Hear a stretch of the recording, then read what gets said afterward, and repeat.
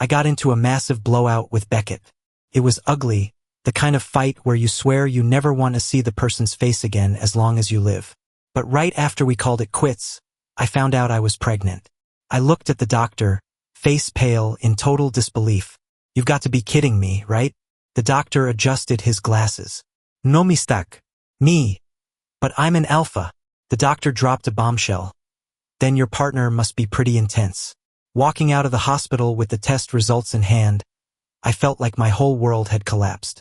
I took a few steps, then just squatted on the curb and banged my head against my knees, annoyed beyond belief. Passers-by looked at me like I was a lunatic. But none of that mattered, because the shock I received today was way bigger than a few weird looks. Me and Alpha was pregnant. What made it even harder to swallow was that I had just broken up with the other father 2 days ago. And it wasn't pretty. How ugly was it? Let's just say we were at the dead to me stage. Beckett and I are both alphas. Logically speaking, we shouldn't work. But you know what they say about being blinded by beauty. I was totally digmatized by that face of his. It wasn't just that he looked like a model. He had this mole right at the corner of his mouth that was dangerously sexy. Even though he was an alpha, if you ignored the biology, I was thirsty for him. I used every trick in the book, coaxing, lying, flirting, just to win the ice prince over. But he was high maintenance, not easily dragged down from his pedestal. I simped for half a month and he didn't budge. Finally, I caught a break. He went into a rut. Turns out, even in a rut, he still had the energy to fight me. And the most embarrassing part? I lost. My plan was to sweep the beauty off his feet. But instead, the beauty pinned me down. Whatever, fine. Chasing a guy takes patience and sacrifice. You can't make an omelet without breaking a few eggs. After that encounter, Beckett didn't ignore me anymore. He actually treated me pretty well. But the problem was, why was I always the one getting topped? That wasn't the plan. My original goal was to top him. After the umpteenth time losing a wrestling match and ending up on the bottom, we had our biggest fight yet. What is wrong with you? I'm an alpha too. I threw away my pride and dignity for you. I let you take the lead so many times. Would it kill you to let me top just once? Beckett crossed his arms and looked at me with a sneer. Did I force you? Who was the one clinging to me? Who tried to take advantage of me during my rut? You know exactly what your intentions were. You brought this on yourself. Who are you trying to impress with this victim act? Technically, he wasn't wrong, but it stung. I couldn't help but argue back. I'm an alpha too. I can't be the bottom forever, right? Beckett turned to leave. Beckett! Screw you. You've got nerve. Fine. If you walk out that door today, I don't know you. We never see each other again. I'm done being pathetic for you. Beckett paused for a split second with his hand on the doorknob. Just a second. Then he said, suit yourself. Bam. The door slammed shut. He walked away without a shred of hesitation. That same day, out of pure rage, I blocked him on everything and vowed to return to being a normal, self-respecting alpha. But what kind of self-respecting alpha gets knocked up by another alpha? Despite the tough talk I'd thrown at Beckett, I had no choice but to find him now. If I told my parents straight up, they'd probably explode. I gritted my teeth and unblocked Beckett. I sent a message. Red exclamation mark. Well played myself. He blocked me back.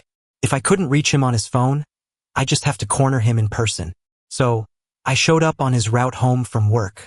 Beckett saw me and didn't react at all. He tried to walk right past me. I quickly blocked his path. Wait a minute. He didn't even look me in the eye. Gavin, didn't you say you'd never see me again? That you were done being pathetic? I ground my teeth, but I didn't have the energy to bicker. I have something serious to talk about. He stopped and looked at me, eyes full of mockery. What now? Another new trick. To get him out on dates before, I used to cling to him and make up every excuse in the book. But this wasn't an excuse. I bit my lip, finding it hard to say. Beckett watched me, his patience clearly running thin. Seeing he was about to leave, I blurted out, I'm pregnant. Beckett's brow furrowed. I couldn't tell what he was thinking. I watched him nervously and swallowed hard. After a long silence, he scoffed. Gavin, do you think I'll get jealous? Is this your clumsy way of getting my attention? Damn this narcissist. Where does he get this confidence? I clenched my jaw, finally losing it. I yelled at him, Jealous my ass. It's your kid. Beckett looked at me like I was a ghost. The corner of his mouth seemed to twitch. Don't tell me. You and Alpha are pregnant. I knew it was hard to believe, but it was the truth. I shoved the lab report at him. The proof is right here. If you don't believe me, I can't help you. Anyway, this is the situation. Tell me how we're going to solve it. Beckett frowned, staring at the paper, deep in thought. After a while, he clicked his tongue. Have you told your mom and dad yet? Not yet. Beckett pinched the bridge of his nose, looking annoyed. I must have had bad luck for 8 lifetimes to get stuck with you. Go home. Tell your parents. And wait. I was stunned. Wait for what? Beckett was already 10 feet away, leaving me with just a view of his back. For me to come propose. What? Is he actually taking responsibility? He wants me to have the baby? It was hard to imagine. I scrambled to catch up. Actually, getting rid of it is an option too. Beckett stopped. For some reason, he looked like he was laughing out of anger. Gavin, I have never met anyone as flighty as you. With that, he walked away. I stood there, frozen and confused. Wait, what did he mean? How am I flighty? Damn it. I'm the one with the bad luck for meeting you. At dinner that night, I watched my parents' expressions. They seemed okay. I picked at a few bland dishes. Halfway through, my mom put a spare rib in my bowl. The smell made me nauseous instantly. There was no way I could eat it. I put it back in her bowl. Mom frowned, confused. Why aren't you eating? I can't keep it down. Mom looked at me suspiciously. I was acting weird. Really weird. That's not right. You love ribs. Are you feeling sick? She pressed. My dad looked over too. I sighed. I had to face the music eventually. I put down my chopsticks. Okay, I have to tell you guys something. You have to promise me you won't get mad. Mom and Dad stared at me seriously, waiting for the rest. I chose my words carefully. I'm pregnant. Silence. You could hear a pin drop. My mom looked like she'd turned to stone. My dad wasn't doing much better. After a long pause, Mom asked for confirmation in total disbelief. Pregnant? Who's pregnant? Did you get someone pregnant? Or did someone get you pregnant? I repeated myself. I am pregnant. Mom choked. She was still processing. Dad asked hurriedly, are you sure? This isn't a joke. You're an alpha. I'm sure. 100% sure. Dad choked too. Took the old couple a good while to recover. Mom asked, whose is it? Beckett's. Mom and Dad froze simultaneously, looking at each other. Beckett's. Parents and my parents were old colleagues. They kept in touch. This whole situation just leveled up in absurdity. Mom sighed deeply. Does Beckett know?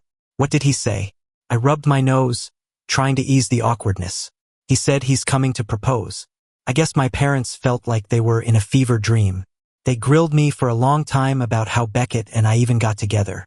I answered truthfully. In the end, their assessment was unanimous. You deserve it. I wanted to cry but had no tears left. The next day, Beckett and his parents showed up.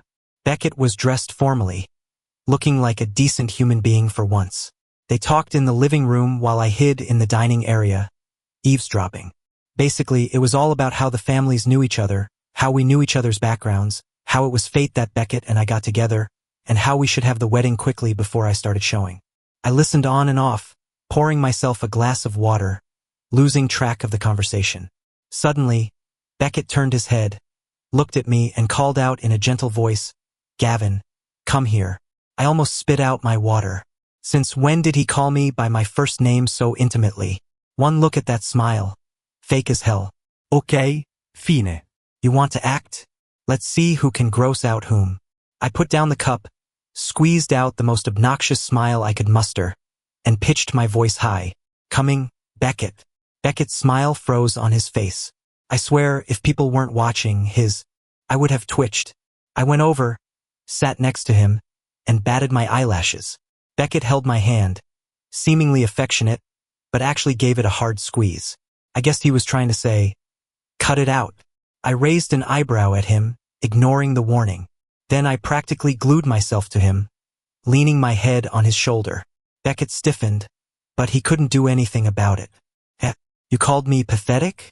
Watch me be pathetic right in your face. My parents looked at me like they didn't know who I was. Beckett's dad quickly smoothed things over. Ha ha ha, look how great their relationship is. We don't need to worry at all. My parents laughed along politely, but I could tell it was forced. After that, there wasn't much left to discuss, just wedding prep and generic small talk. I leaned against Beckett, listening to them drone on, bored out of my mind. I started getting sleepy, and before I knew it, I actually fell asleep. When I regained consciousness, I was being carried in Beckett's arms. He brought me back to my bedroom and placed me on the bed. Groggily, I asked, "Done talking?" He didn't answer. Instead, he teased, "Not calling me Beckett anymore?" Oh, he's still thinking about that. Seeing him like this, I wanted to mess with him again. So I deliberately said, "If you want to hear it, I can say it. Beckett. Not just Beckett, I'll call you hubby. How about that?" Hubby. That hubby was so sugary I wanted to wash my mouth out with dish soap. Beckett went silent. He stood there for a moment, then walked out. I rolled around on the bed, laughing until my stomach hurt. The wedding day arrived quickly. A lot of people came. What annoyed me a bit was that I was in the omega role of the ceremony. Even though we were both in white suits, I was still irritated. Visually, Beckett looked more like an omega than I did, though saying that is a bit stereotypical. Sigh. Who asked me to be the one getting pregnant and bottoming? I just had to swallow my pride. Just you wait, Beckett. You're going to pay for this later. After some chaotic formalities, the officiant finished the vows. It gave me goosebumps, but Beckett looked perfectly composed. When it came time to exchange rings, the ring bearer brought them over. Beckett was about to reach for one, but I snatched mine first. Beckett looked at me, confused. I lowered my voice and said awkwardly, "Give me your hand." Beckett seemed to chuckle softly, looking helpless, but he extended his hand. I put the ring on him first. Satisfied. I didn't even know why I did that. When Beckett put the ring on me, the corners of his mouth were turned up the whole time. It didn't look like acting. I didn't know what was so funny. I didn't think there was anything to laugh about. Rings on. Kissing time. I looked up at him slightly. This time he cupped my face and kissed me. Unknowingly, I lost the upper hand again. As our lips and tongues tangled, I tasted something sweet. When we pulled apart, I was dazed, because he had passed a piece of candy into my mouth. Blueberry mint. Cool and refreshing, rushing straight to my head. It was the scent of his pheromones. I looked at him in disbelief. He just smiled. To wake you up. Seriously? Who uses candy flavored like their own pheromones to wake someone up? That's cheating. He was definitely seducing me. I don't know why, but I suddenly hoped the candy wouldn't melt too fast, so the taste would linger in my mouth. Unfortunately, he'd already eaten half of it. There was only a tiny bit left for me. I held his arm as we went to toast the guests. He handled everyone with ease, giving the perfect response to every comment. He looked so decent, so gentle. It made you feel safe. Even though this guy was hot and cold, and I never knew what he was really thinking or where his heart lay. But he was the kind of person who made you fly into the flame like a moth, knowing exactly what the result would be, yet wanting to do it anyway. Sigh. Forget it. I like him. Oh, you beauty. I really fell for you. Finally, all the procedures ended. The chaos was over and we could go back to rest. The moment I lay on the bed, I felt every muscle in my body relax. But after lying there for a while, a nameless irritation and emptiness crept in. Starting today, I was living with Beckett. But Beckett was sleeping in a separate room. As soon as we got back, he grabbed a pillow and went to the guest room. Who does that on the first day of marriage? Even if he dislikes me, he didn't have to be like this. And what was the meaning of seducing me with that candy during the kiss? Maybe taste and smell really do create the strongest memories. I started remembering that candy, and with it, the smell of Beckett's pheromones. The more I thought about it, the more uncomfortable I got. Couldn't sleep. Logically, alphas are born to repel other alphas' pheromones. It's instinct. Repulsion, irritation, discomfort, disgust. But right now, I just really wanted to smell him. Consequences be damned. Damn it. This sucks. Thinking about it, I decided, I can suffer, but I won't suffer alone. Dislike me. Huh? Then I'm going to go annoy you. So, hugging my pillow, I knocked on the guest room door. When Beckett opened the door and saw me, he froze. He looked me up and down. Are you running away from home? I was already annoyed and didn't have the patience for his teasing. I pushed past him, marched into the guest room, and burrowed into the covers. The bed still held Beckett's warmth. It was cozy, much warmer than the master bed. Felt good to sleep in. Having a bed warmer is nice. Beckett stood frozen at the door, laughing in disbelief. What is wrong with you? Why the temper? Or is it that you love me so much you can't stand to be apart? So you came here looking for warmth? He was trying to gross me out by exaggerating.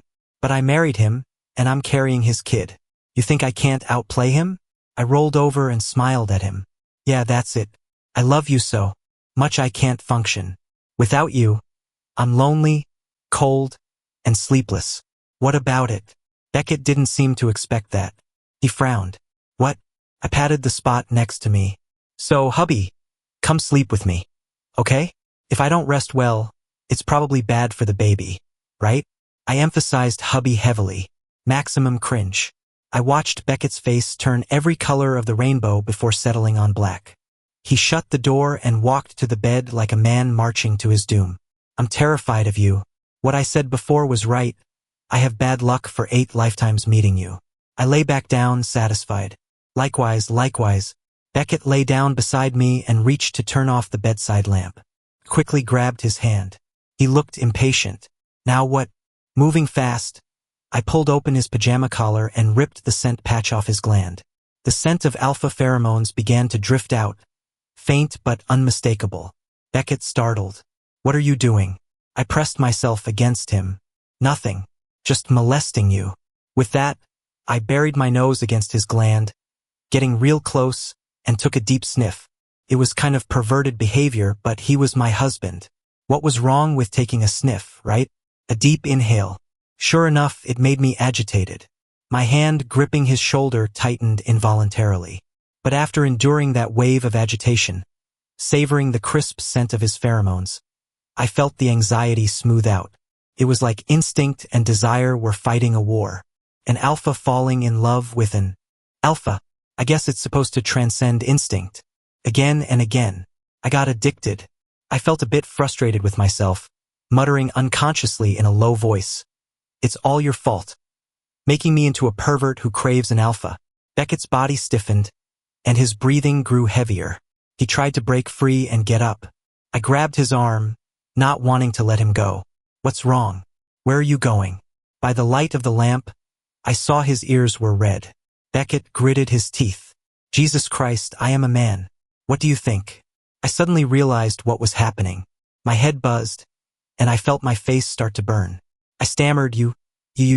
Beckett tried to leave again, but I held on to him. He looked back at me, his expression a mix of impatience and confusion. What is it? Sigh. Considering I harassed the guy tonight, I couldn't just stand by and do nothing. I mumbled softly, given my condition, I probably can't do that. But I'm feeling generous today. I can help you another way. With that, I gave a hard yank and pulled Beckett back onto the bed. When it was all over, Beckett wrapped his arms around me. It was weirdly hot. I got sleepy fast, drifting into a haze. The guest bed was much smaller than the master, but it was just big enough for 2 people. One me, one him. Compared to that massive, empty bed, having just enough space was better. Plus, with the bed being small, I could be close to him. As long as we slept in this bed, we couldn't be far apart even if we wanted to. Thinking this, I hugged him back, tight. The next day, Beckett went to work. I slept in until late. I don't know if it was the pregnancy, but I felt lethargic.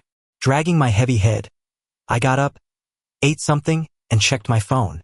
My friends were messaging me. They had gathered the group and were asking me to come out. My sudden marriage to Beckett definitely raised some questions. But it had been a long time since we all hung out, so I pulled myself together, cleaned up a bit, and went out. I walked into the karaoke bar's private room.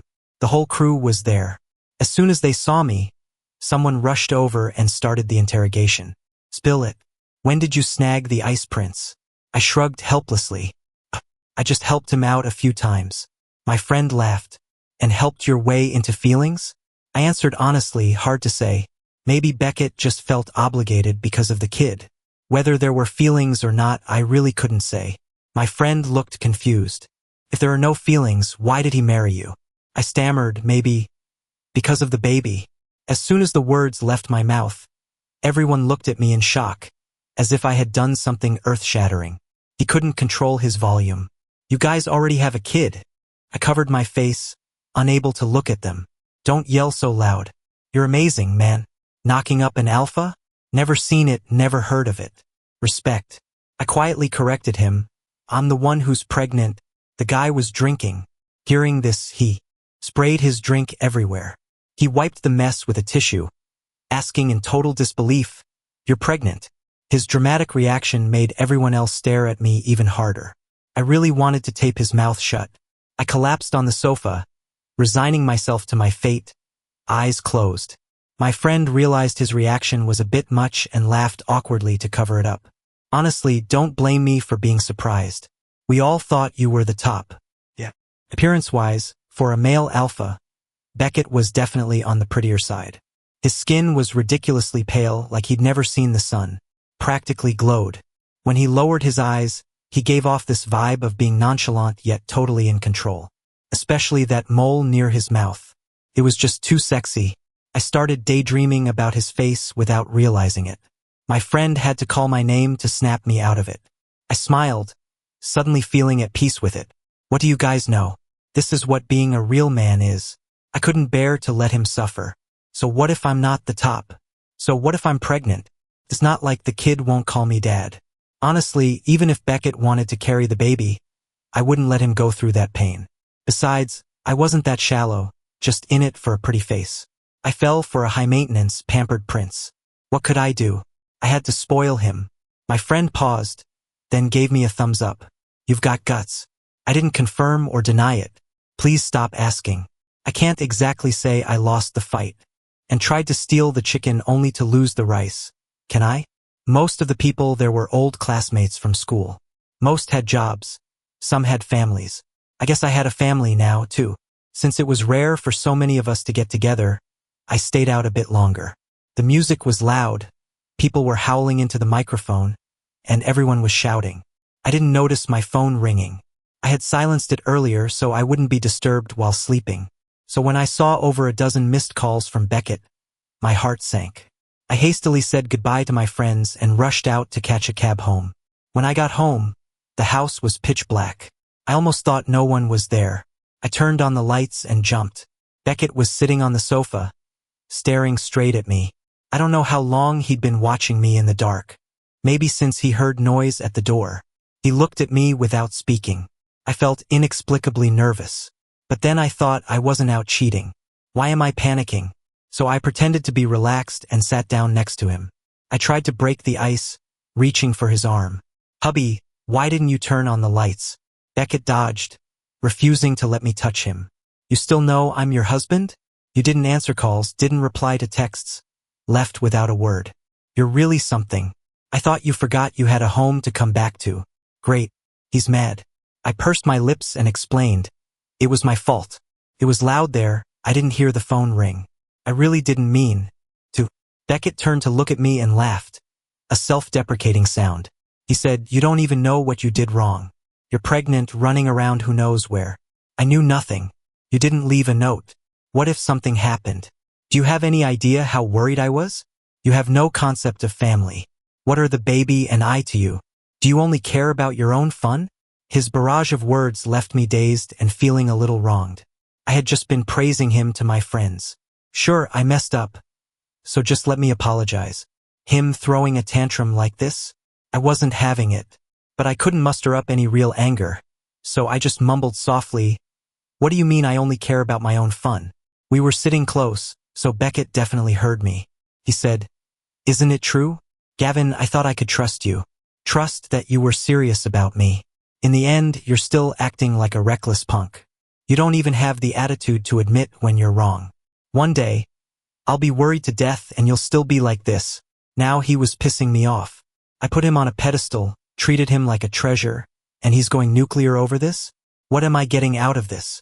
Can't he cut me some slack? Would it kill him to give me an out, the jerk? I couldn't help it. My nose started stinging. Enough. You're the only one who gets to be upset, right? I apologized to you. What else do you want? You asked what you and the baby are to me. Well, I'm asking you, why did you marry me? You dare say it wasn't because of the baby? How are you any more noble? I yelled my piece and ran.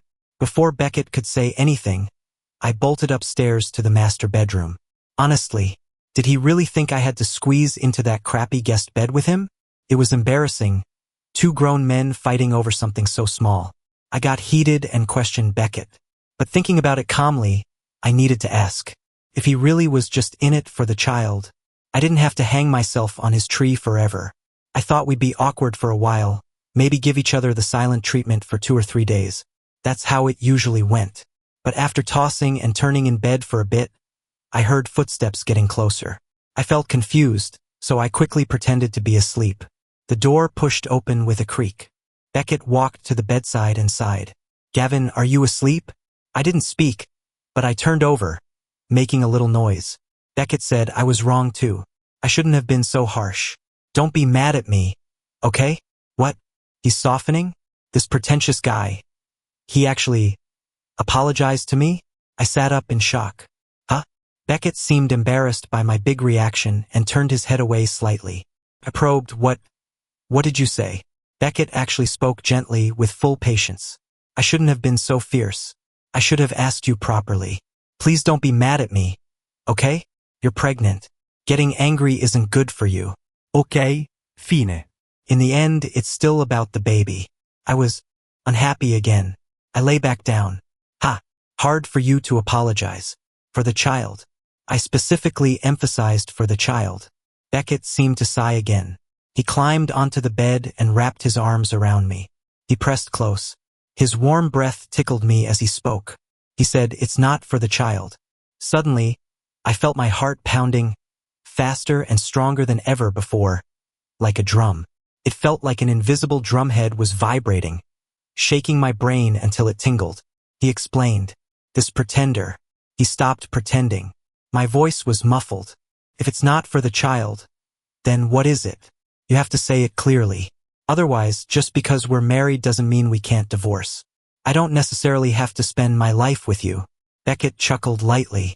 He pulled a hand out from under the covers and rubbed my head. Because of you. I married you because I like you. I want this child because you are carrying it. I yelled at you because I was worried about you. Everything is centered on you. It has nothing to do with anything else. Because I fell in love with you. Okay. I fell in love with you a long time ago. The world went quiet. Only my heartbeat provided the soundtrack. I once prayed to someone somewhere, Please let love descend upon my heart. And now love had truly descended. I muttered, Now you talk so sweet. What about all the times I suffered for you? All the times I accommodated you? You always act so high and mighty. Every time I'm the one shamelessly sticking to. You soften up once, and I stop being angry? Your apology is way too expensive. Beckett laughed out loud, like a maniac. He gently pinched my nose. It didn't hurt. It felt like flirting. He said, I realized something. I'm proud, but you're even prouder. Neither of us gives an inch, so every fight turns ugly.